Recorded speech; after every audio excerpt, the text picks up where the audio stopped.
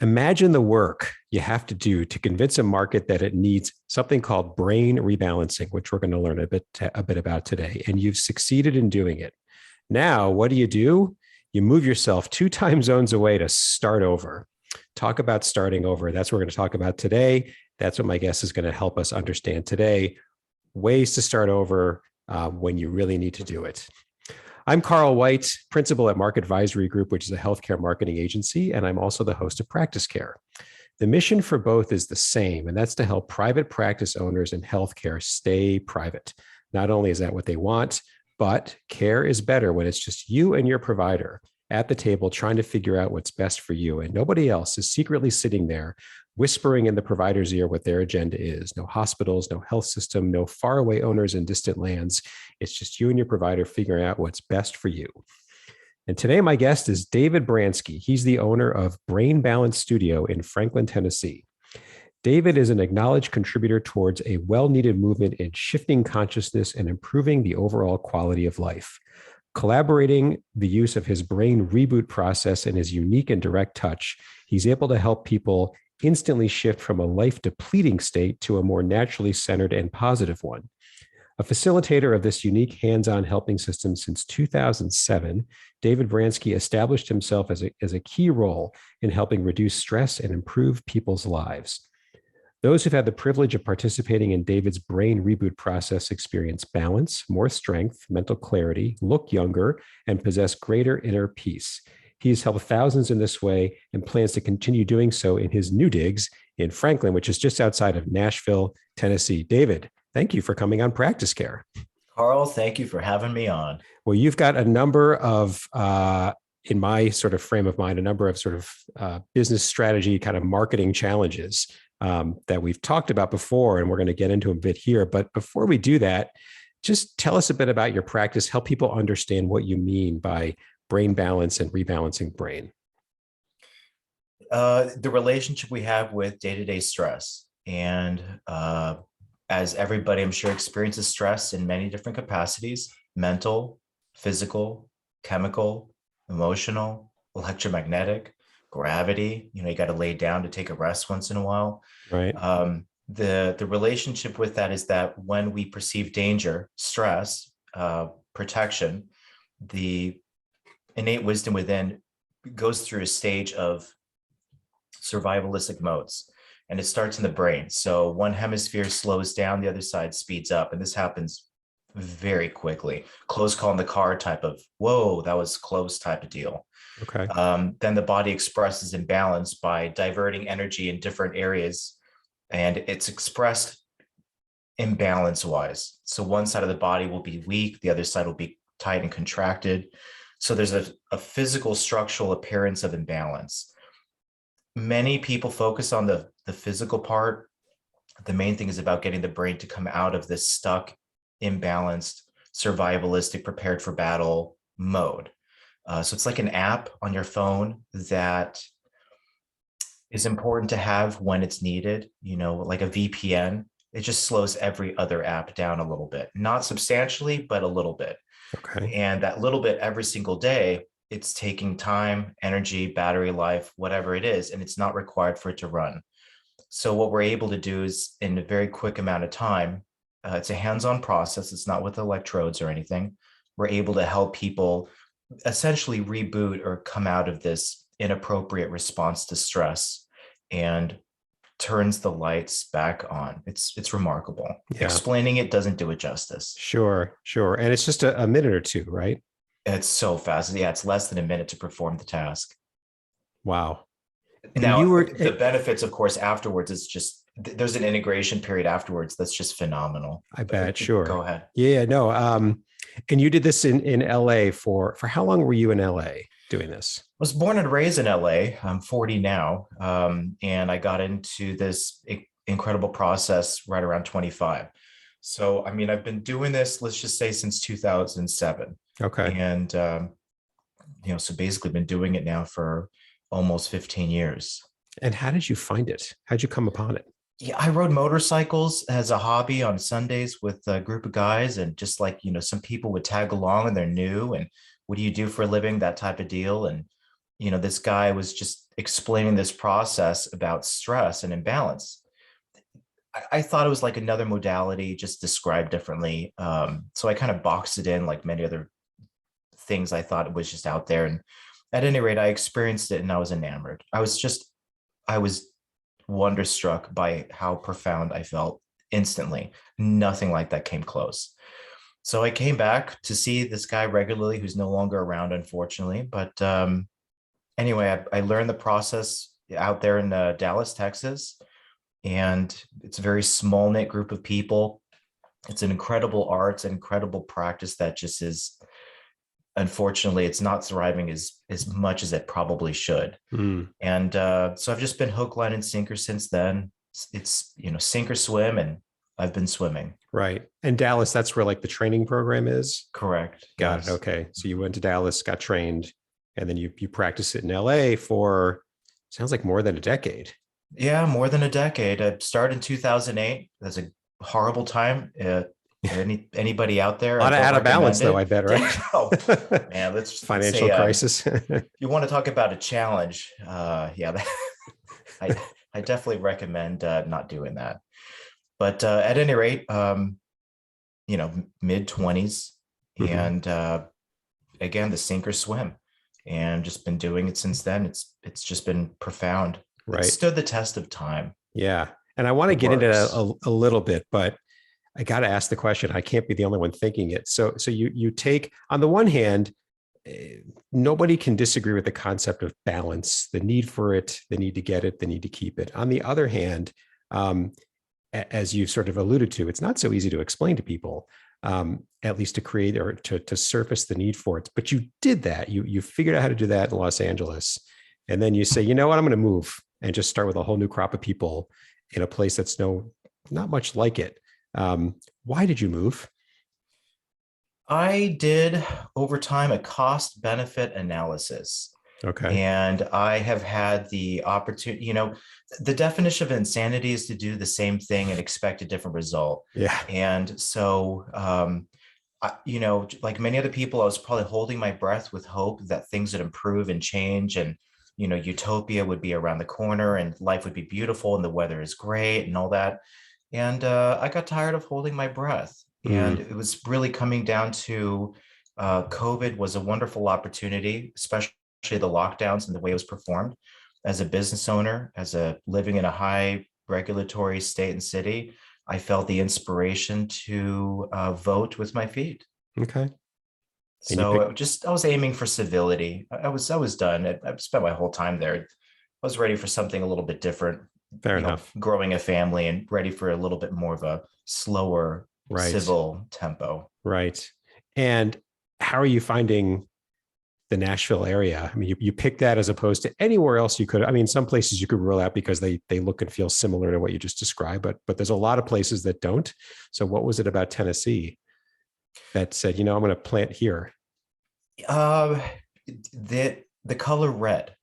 It was a red state. Okay. So I knew it was good in regards to they're kind to business owners. Mm-hmm. And I've experienced what blue looks like. I've lived Mm-hmm. in Chicago for a little bit. It's really beautiful. The weather is a challenge unto itself. And I was just really aiming for something, again, a little bit more simple and less complicated, less Mm-hmm. people, Mm-hmm. and less belief systems that I don't feel obligated to believe in. Right.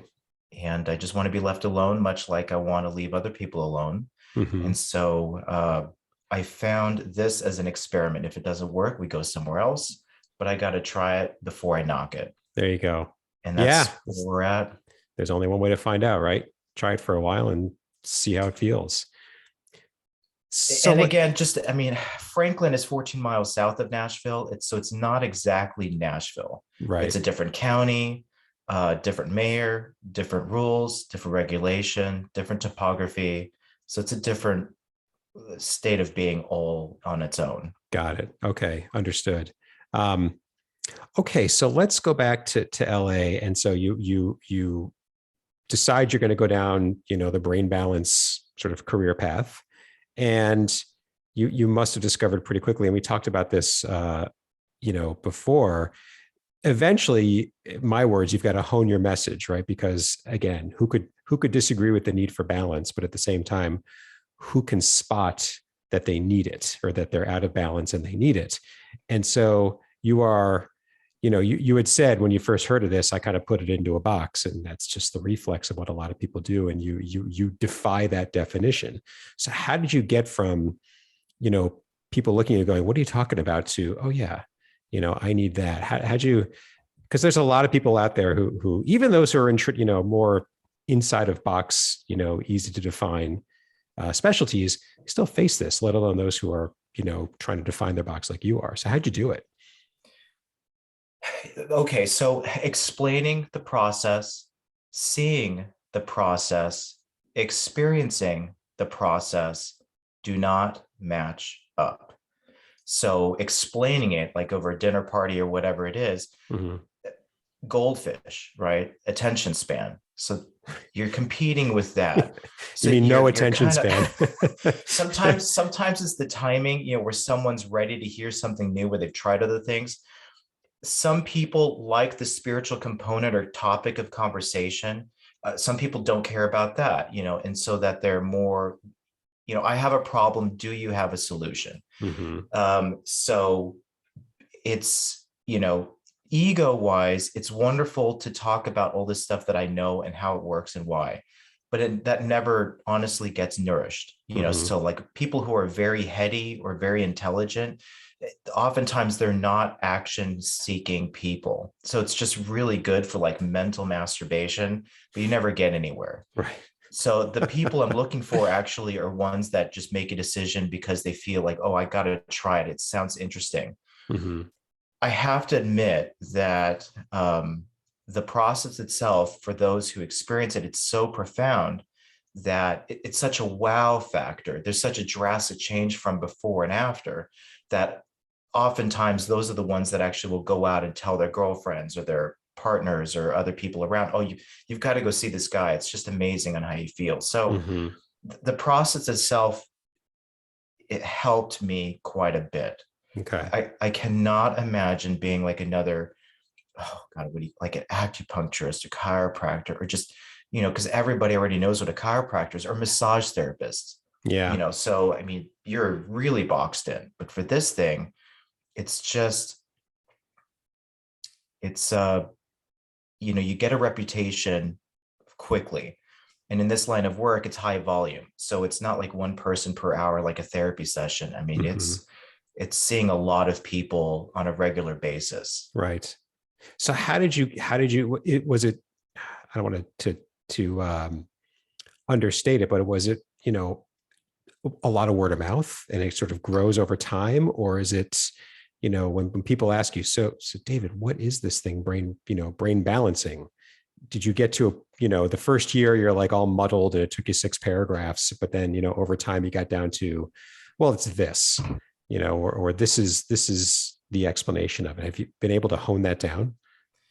Yeah, and just through intuition, sometimes you kind of assess and see like what the person is like. You kind of give a little bit of a guess on what they're probably working with or what their value system is. Mm-hmm. Like if we're playing a round of golf, or if we're at a disc, out partying or whatnot, it's not exactly the place to be.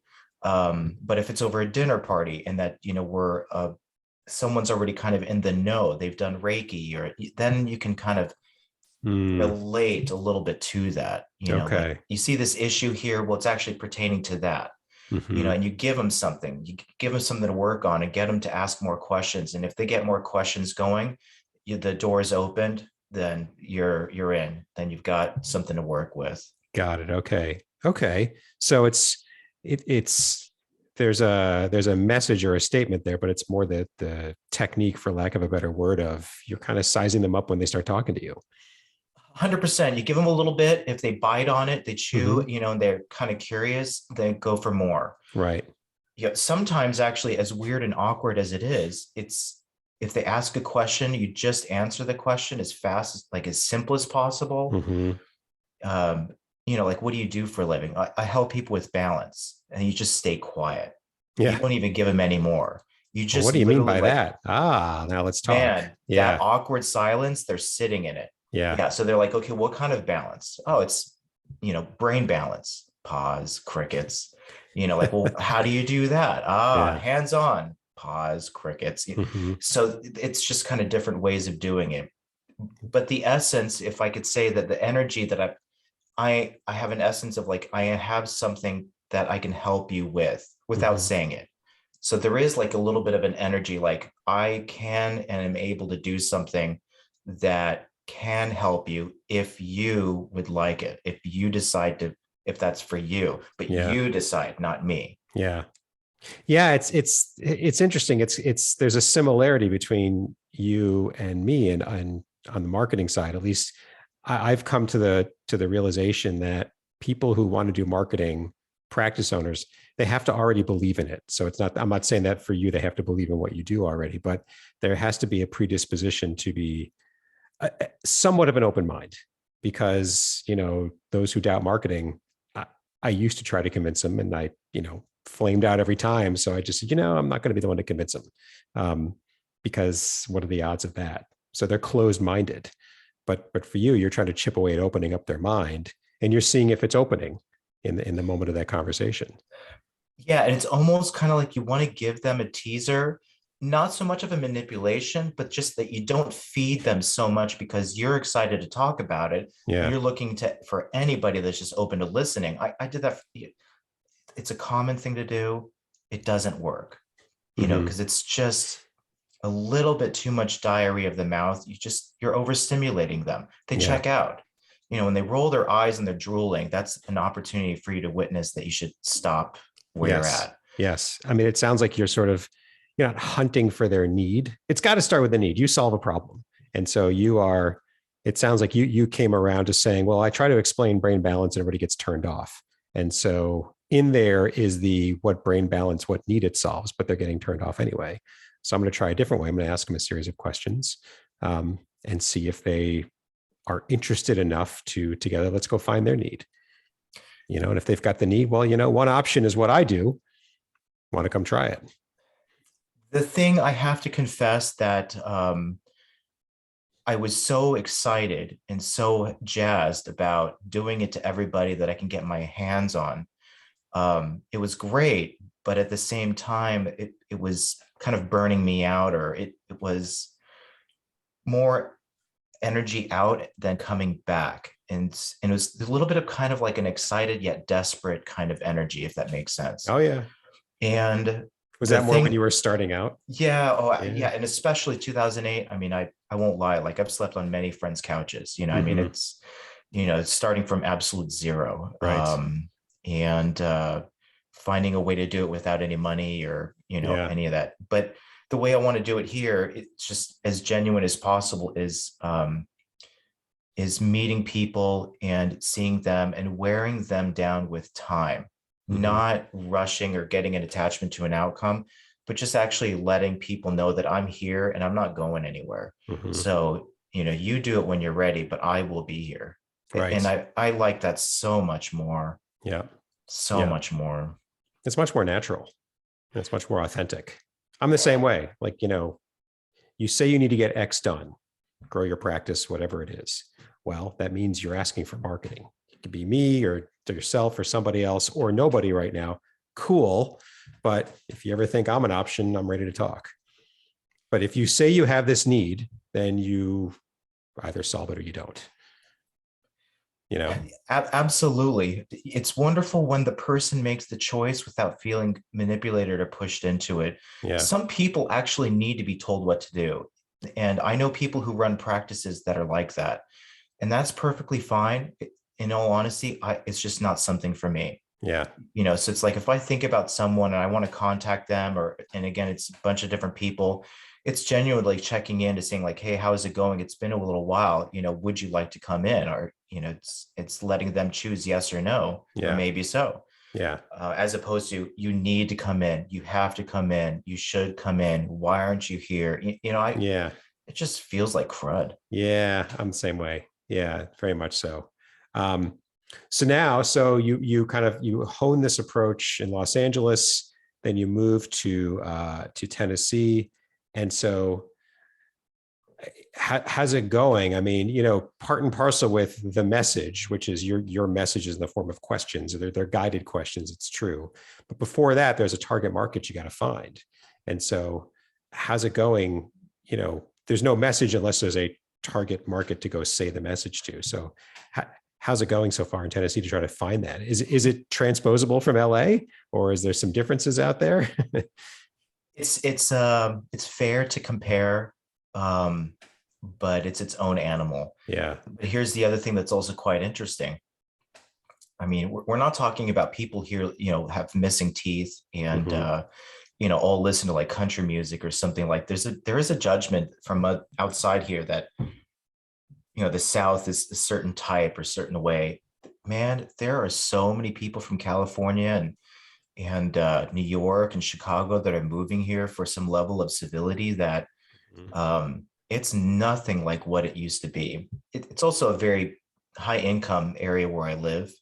So, some people nowadays, they're open to it. And so now actually it's just basically just talking with people, getting to know people and working it out. It's always hard at the beginning. I won't lie. It's Sure. always very tough. Sure. So again, it's actually like showing up to things and not, dreading going like, I hope I get a client out of this, which is what it used to be like. Now it's like, what can I do to serve or to support where this person is at, whatever it is, if it's a networking group or a party, and not making it about me, and so it's a little bit more of like a slower burn. Yeah. And I'm enjoying it. It's going. It's definitely a lot of seeds have been planted. And I gathered that in a year or two, it's going to be very self-sustaining. Got it. How long have you been there now? Been here 10 months. So not that long. That's not long. Not that long. And I won't lie, I have not been working, going out, hustling every single day. Because honestly, if the energy isn't right, or I'm still just trying to find where things are located and where people are at, and I'm still just trying to figure it out. So I'm giving myself a little bit of time to, get the groove. But I am finding some like-minded people, connecting and networking and supporting their business. And so the referrals are already starting to come in, thankfully. That's good for you. Good for you. Like what's a busy week, let's say, because you said volume earlier. I mean, how many people do you need to say that was a good week? I mean, from pure business point of view. I mean, 50 a week, 100 a week. In this practice, I mean, if you really wanted to, you could see 50 a day, 100 a day. That's not the way I'm going on this one. If I saw about 50 a week consistently, plus or minus, that's a solid, that's a good week. I'm not chasing my tail, and I'm also not underwhelmed. Okay. So it's not a factory that we're turning here. Right. But at the same time, it's not so slow that I'm not able to pay bills. Fair enough. Yeah. Yeah. And you're giving yourself a couple of years. Yeah. I want to enjoy this. I want to know the people that are coming in and enjoy them. That's I'm not looking to get people off of Yelp, or saying, oh, I got back pain. I've seen you on the internet. Can I come in? It's more of like, hey, Joe told me that you're great. And, I was curious if I could, see you. And normally a lot of other things come into place, like mental and emotional, not just physical. So, some people really just like to kind of integrate and talk about things that are going on. And in all honesty, I enjoy just holding the space and listening to them kind of share some stuff that's going on before they go back out in the world. Because again, the process is so fast. It's just unfair to do the process and go, okay, have a nice day. And 2 minutes later, it's sometimes, people come from very far away to see me. So it's nice to take, 10, 15, 20 minutes and catching up with their lives and seeing what's going on for them. Sure. Makes sense. Well, and I say this to a lot of guests, we could spend a lot of time. There's a lot more questions, but in the interest of kind of, bringing it home, a couple of concluding questions I ask guests are these. The first one is, now that you've heard our conversation, is there anything you think I should have asked you, but just didn't ask? Um, I think you did a marvelous job. I guess if anything at all, as for anybody listening that's starting over or not knowing where to go, I would probably do a list of things to check off in regards to you being completely honest of where you're at and really like what you see going on for yourself, and not lying or BSing yourself. I Yeah, think that actually things work better. Um, that would be just one bit, and probably more listening than talking, sure. which you're doing a great job of right now. So Thank you. Thank you. Yeah, I'll say it very similarly. It's make sure there's a need for what it is you do before you jump into what it is you do. And that can seem so obvious when you say it out loud, but depending on what it is you do, it's not necessarily so obvious. So, um, an OBGYN can probably skip over that. Are you pregnant or not? You want to know if you're pregnant. One example. Okay, the need is very clear. But in other parts of the world of healthcare, not so much. Not only that, but let's take what you do. There are people out there who can look at what you do and say, well, there's probably 4 or 5 different folks who could help me solve the problem my problem as I understand it. David's saying that my brain is out of balance and it needs rebalancing. The person next door is saying, oh, it's a physical thing. The other one next door is saying, oh, it's an herbal thing, or whatever it is. And it's a problem in healthcare where the person um, who's least knowledgeable, which is the patient, is asked to decide what the hell's going on with me, rather than and they're the hub of that hub and spoke, and the spokes are all these different alternative providers of alternative ways of solving the problem. So if you're on one of those spokes and they come and see you, by helping them understand what is it that you need, and here's how I could help you if I think I can help you. Just it's very authentic. It's the way it ought to work, and it gets you places that are so. Oh, you've got to sign up with me. Well, I don't even know what I have. Hang on. It just kind of takes care of itself in the wrong way. So make sure that you've taken time to try to clarify what the need is. Is a big deal. So thanks for bringing that up, because it's easy to forget and it's easy to jump over. My other question is, so what are 1 or 2 tangible steps that listeners can take, particularly those who are kind of either in your shoes because they're starting up or starting over, or because they are listening to this and they're saying, man, you know what, I'm not sure I'm as clear as I need to be. What are 1 or 2 tangible steps you would advise them to take now that you've gone through both ends of trying to get everybody versus let's make sure it's natural? try not to figure it out. Actually, kind of That's counterintuitive. What do you mean? that is actually very counterintuitive. So it's a little bit more of like, do you trust? There's a bit of a surrender. As weird, that's not giving up. Surrender is different. Mm-hmm. And it's about like, what are you holding on to? Are you aware that you're holding on to something? And then what does it feel like to just let that go and for you to just be? As weird as it may sound, it's if you can to just be, not try to be, have to be, got to be, just be. Mm-hmm. And then things actually start. A lot of people are not present. So they're in the future, which means that everything that's happening to them in the present, they're not even there. Mm. They're living a world in the future. Like, I'm going to be happy when this practice or business looks the way that it is. Oh, so you're attached to an outcome. It's like, well, what about being open to the outcome? Doesn't it feel good now? Yeah, it feels pretty good now. Okay, well, then why don't you just be in that feeling now instead Mm-hmm. of have to be in that feeling, need to be in that feeling, got to be in that feeling? It's like if you're kind of depressed and low, guess what? Just be, just surrender to it instead Yeah. of judging it, needing to change, have to do this, got to do. So we do a lot of that disassociation stuff.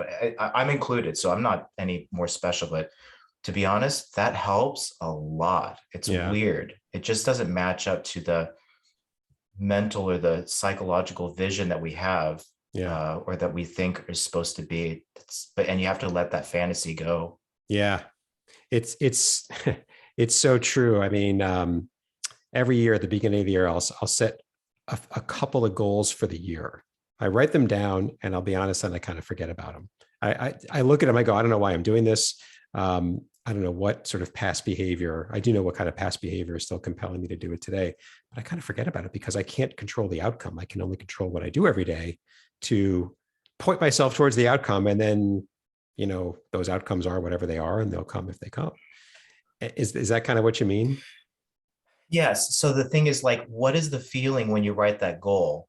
What is the intention behind it? Do you really own it? Is Not that a that good, and choice? I don't really know anymore. But if you're telling the truth, then at least things work out because Yeah. you're being honest. Yeah. If you're not willing to tell the truth, your life will not work. You're in denial.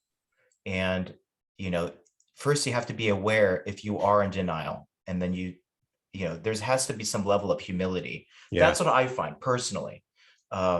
It's weird. It feels very the antithesis of what one's supposed to look like. Like, I know many successful people, I'm sure you do too. They're angry all the time. They're not happy. Mm-hmm. So it's like, okay, well, that's a life to live. Go on ahead. But I don't think it's a requirement. Yeah. So you're at choice. What do you want to do and how do you want to play this game? Yeah. That's what I'm learning, and it seems to work better. It's just less hard on oneself. That's Yeah. why I'm giving myself a few years to build this practice. Yeah. It's going to happen, and it's just not going to happen in like 18 months, or else I'm a failure. Right.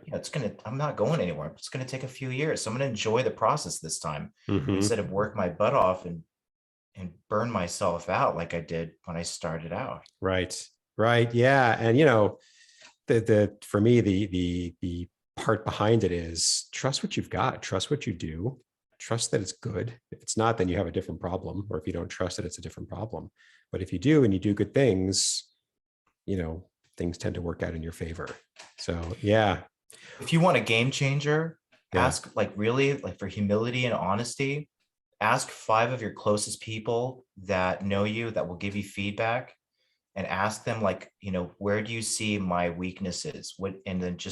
And when you ask, don't say a word. You just Yeah. have to sit there and listen and absorb.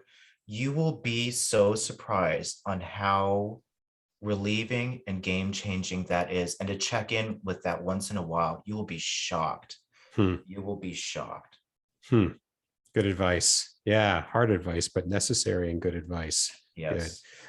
Well, David, thank you for coming. I'm going to say back on Practice Care. For those of you who are listening, we had a little technical issue, and this is take 2, but it is certainly better than take 1. So thank you for coming back.